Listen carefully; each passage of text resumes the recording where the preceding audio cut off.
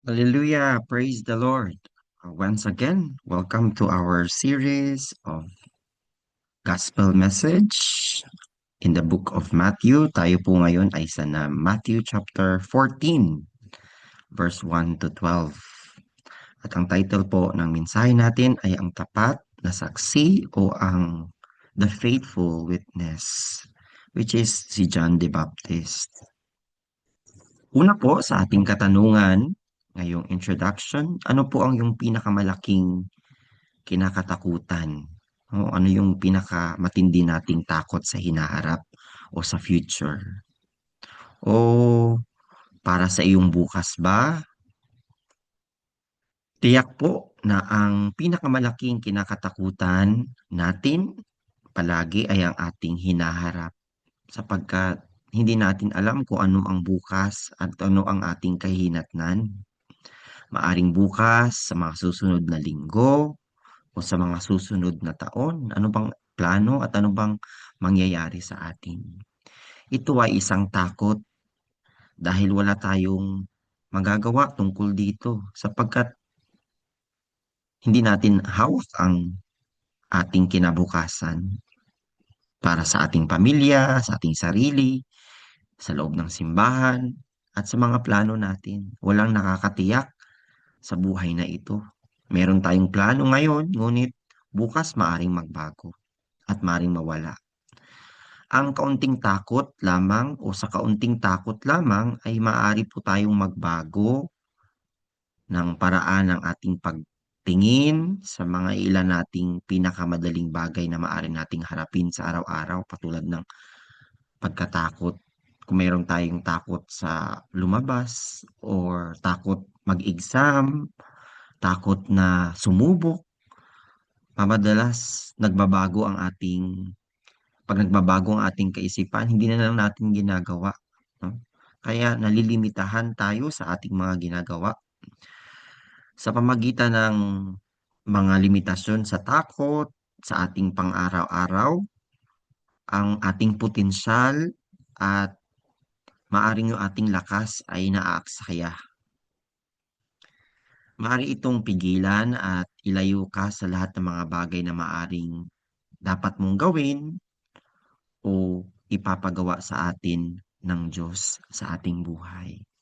Ang storya po ng Matthew chapter 14 verse 1 to 12 ay isang storya kung saan ipinapaalala ang pangyayari sa buhay ni Juan Bautista nung siya ay nagkaroon ng katapangan at hindi na naig sa kanya ang takot na sabihin ang katotohanan kay Haring Herodes, at dahil sa kanyang katapangan, dahil sa kanyang kaalaman sa katotohanan at pananalig na ang katotohanan ang siyang magpapalaya sa atin, siya naman ay napugutan ng ulo o naging martir.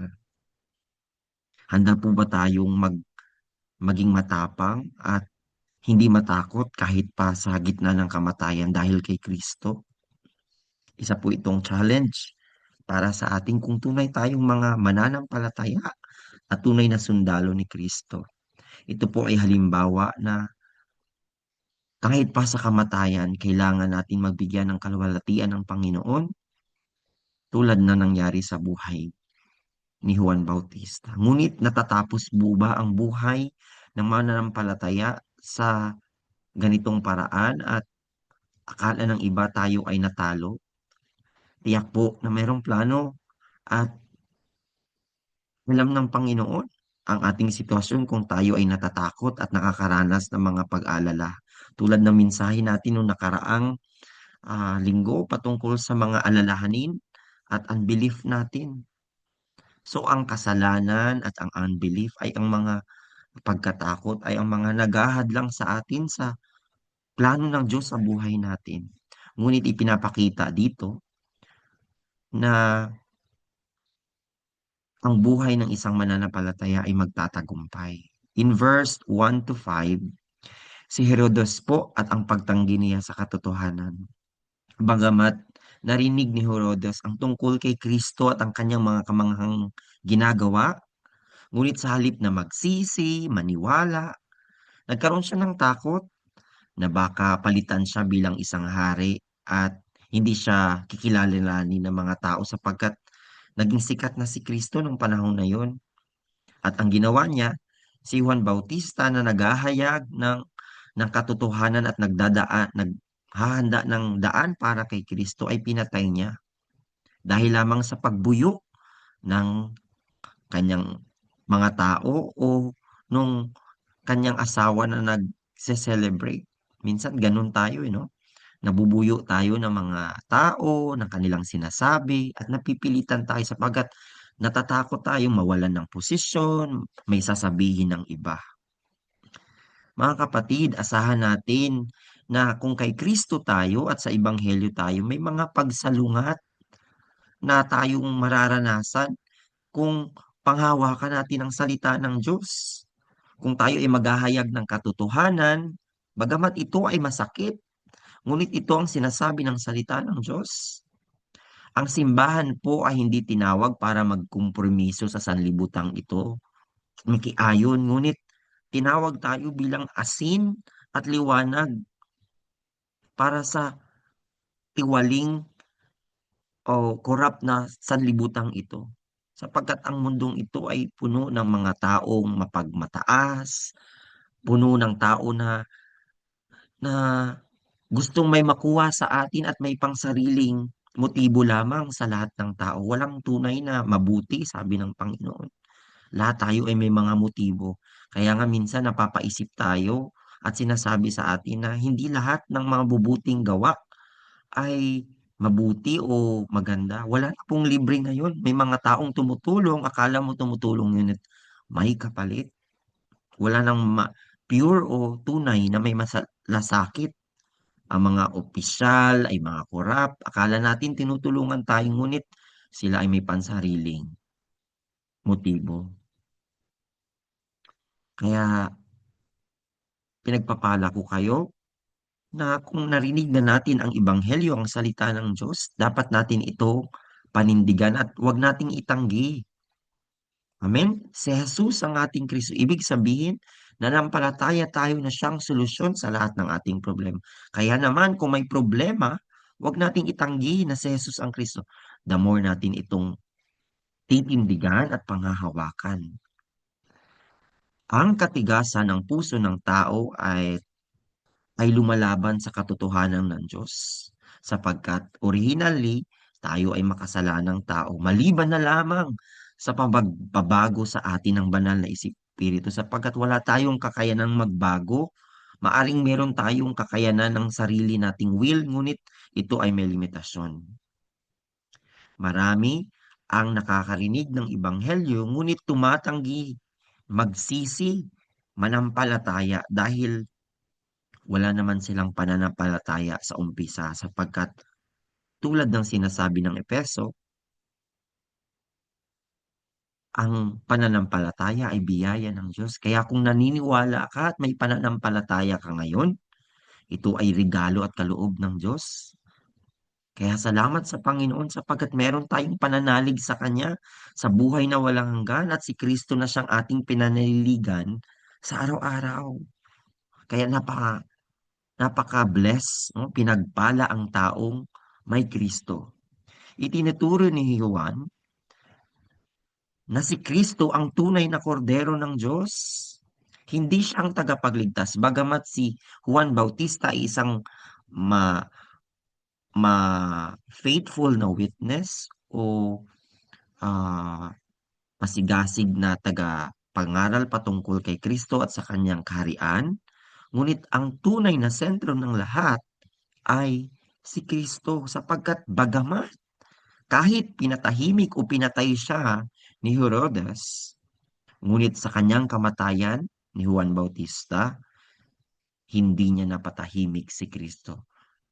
Mas lalong nakilala si Kristo at ang kanyang kaharian. Mga kapatid, ang kaharian ng Diyos o ang Ebanghelyo ay patuloy na sumusulong at walang makakapigil kahit pa ang mga pagdurusa, mga problema, even ang kamatayan. Walang makakapigil sa plano ng Diyos. sapagkat ito ang tunay na layunin ng Diyos sa buhay natin. Kaya kung ikaw ay isang taong may ebanghelyo, walang makakapigil sa iyo. Kahit pa ang iyong kamatayan, ito ay magdudulot ng mas lalong pagpapalaganap ng ebanghelyo ng Panginoon. Kahit pa sakit at karamdaman. No? Mga kapatid, madalas nakakaranas tayo ng mga ganitong sitwasyon. Alalahanin natin. Ibig sabihin, may plano at merong gustong ipagawa ang Diyos sa ating buhay. In verse 6 to 11, ipinapakilala po dito ang halaga ng pagiging disipulo. Bagamat si Herodias ay manipula si Herodes para patayin si Juan, ang isang tunay na disipulo ay maaring magdulot o makaranas ng maraming hindi magandang pangyayari, oposisyon, mga obstacle, kapahamakan, sakit, kamatayan, matinding kahirapan. Ngunit kahit pa ang kanilang kamatayan, walang makakapigil sa tunay na ebanghelyo at sa tunay na disipulo ng Diyos. Amen? Ang pagkatawag sa atin ng Diyos bilang mga Kristiyano ay minarkahan sa pamagitan ng pagpasa ni Kristo sa krus. Ang kanyang katapatan at ang kanyang pagdurusa ay nagpapaalala sa atin na tinapos na ni Kristo ang lahat at pinasa niya na ang lahat. Kaya wala tayong dapat ipag-alala. Si Juan ay nawalan ng kanyang buhay hindi dahil sa kay Herodes o dahil sa may masamang tao sa politikal na kadalahanan, ngunit ngunit para ito sa pagpapahayag ng kabanalan ng Diyos. Ipinangako ni Kristo na ang mga taong nawala ng buhay, katulad ni Juan, ay makakatanggap o makakamit ng totoong buhay ayon sa Matthew 16:25. Ang tunay pala na buhay ng tao ay hindi mabuhay sa mundo, ang mabuhay bilang isang disipulo. Amen? Ikaw ay nabuhay dito sa sanlibutan ng 70 or 80 kung hindi ka naman nabuhay bilang isang disipulo. Anong halaga nito? Kung nabuhay ka man lang ng isang beses sa isang araw na isang buhay ng isang disipulo, ito ang tunay na mahalagang buhay na gusto ng Panginoon sa buhay natin. Kaya mamuhay tayo bilang isang disipulo araw-araw. Amen? Ito ang ating pag-asa. Pangatlo po, in verse 12, nakita po natin ang mga kalungkutan at problema na dumating ng mga problema na dumating sa buhay ng tao. Ngunit ang soberanya ng Diyos at ang kanyang kapangyarihan ay maitatag at maihahayag. No? At ang mga disipulo ni Juan Bautista ay nalungkot maari. Ngunit ano ang ginawa nila? Lumapit sila kay Kristo at nakatanggap sila ng tunay na buhay. Ang Diyos ay may kapangyarihan kahit pa sa pagdurusa ng isang martir ayon sa Acts chapter 4 verse 27 to 28. Marami po dahil sa persecution, naghiwa-hiwalay ang mga Kristiyano, ngunit katulad ni Juan Bautista, ni Esteban, at iba pang mga alagad na naging martir, namatay, ang dugo ng mga martir ay isang binhi ng simbahan sapagkat kung walang mga martir at walang mga taong nagbigay ng alay ng kanilang buhay tulad ng isang misyonaryo, isang pastor, isang manggagawa na ginagamit ng Diyos kahit pa sa pag-uusig, ito ay magbibigay ng kaluwalhatian sa Panginoon. Ang kamatayan ni Juan ay hindi pagkatalo po. Ang mga kabiguan, mga pasakit ay hindi kabiguan sa isang Kristiyano. Kung ikaw ay nakakaranas ng mga problema na hindi mo inaasahan, hindi ito isang pagkatalo sapagkat ito ay tumutukoy sa mas malaking sakripisyo ni Kristo sapagkat walang katumbas ang sakripisyo ni Kristo para sa iyo. Kaya naman magpahinga tayo sa kanyang presensya, sa kanyang providence o providensya, ibig sabihin sa kanyang pangangalaga. Rest in Christ Jesus. No? Tumanggap tayo ng kapahingahan at kalakasan. kahit sa mga masasama, tilang mga nagtatagumpay na mga hindi mananampalataya. Maaring mukha silang nagtagumpay at nakangiti at nagsasaya, at tayo ay nalulungkot at nabibigatan. Ngunit magtiwala po tayo, mga kapatid, na ang Diyos ay kasama natin. Konklusyon, kahit si Kristo mismo ay nagdusa, namatay, ngunit nagtagumpay sa libingan, ang tapat na saksi na si Juan Bautista ay nagpapaalala sa atin sa halaga ng paninindigan po sa Ebanghelyo kay Kristo. Amen? Kahit hanggang sa kamatayan, hindi tayo dapat patalo sapagkat ang soberanya, ang sovereignty ng Panginoon, ang plano ng Panginoon, ang pag-ibig ng Panginoon ay nasa sa iyo, ang kanyang patnubay at pangangalaga sapagkat may plano siya para gamitin ka. Ang mga nanampalataya ay tinawag upang magbigay ng tapat na patutuo, maging saksi sa ating mga buhay sa araw-araw at magtiwala sa tunay na nais at plano ng Diyos hanggang siya ay bumalik dito para sa kanyang kalwalatian. Kaya pinagpapala ko ang bawat isa sa inyo na magtagumpay at maging isang tapat na saksi ni Kristo at ng Ebanghelyo. God bless you.